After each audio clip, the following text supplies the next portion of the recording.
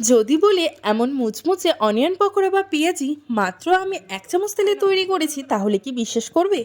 যতক্ষণ না আমিও খেয়েছিলাম ততক্ষণ কিন্তু আমারও বিশ্বাস হয়নি। তো আজ তোমাদের সঙ্গে একটা পেঁয়াজি রেসিপি শেয়ার করছি।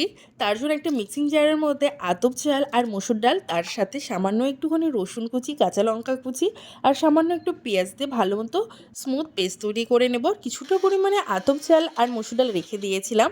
এবার সবটা একটা বড় বাটির মধ্যে নিয়ে নিয়েছি। তার সাথে দিয়েছি হলুদ গুঁড়ো, লবণ, জিরে গুঁড়ো, ১ চামচ সাদা তেল, পেঁয়াজ কুচি, কাঁচা লঙ্কা কুচি, ব্যাস আর কি ভালো মতো মিক্স করেছি। আর বাইন্ডিংয়ের জন্য দিয়েছি ১ চামচের মতো বেসন। এবার সবটা ভালো মতো মিক্স করে নিয়ে এয়ার ফ্রায়ারের ট্রেতে বা সিলিকনের ট্রেতে ভালো মতো দিয়ে দেব।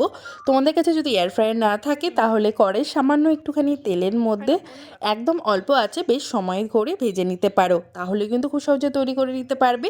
এয়ার ফ্রায়ারে আমি ১৫ মিনিটে ১৭০-এ দিয়েছিলাম। তো দেখো, তৈরিও হয়ে গেছে আমাদের গরম গরম পেঁয়াজি। কাউকে না বললে বুঝতেই পারবে না যে মাত্র ১ চামচ তেলে এত টেস্টি, বাজারের থেকেও ভালো পেঁয়াজি বাড়িতেই তৈরি হয়েছে। আর কতটা ক্রিস্পি তোমরা তো সাউন্ড শুনেই বুঝতে পারছো। বাড়িতে অবশ্যই ট্রাই করো। বাই।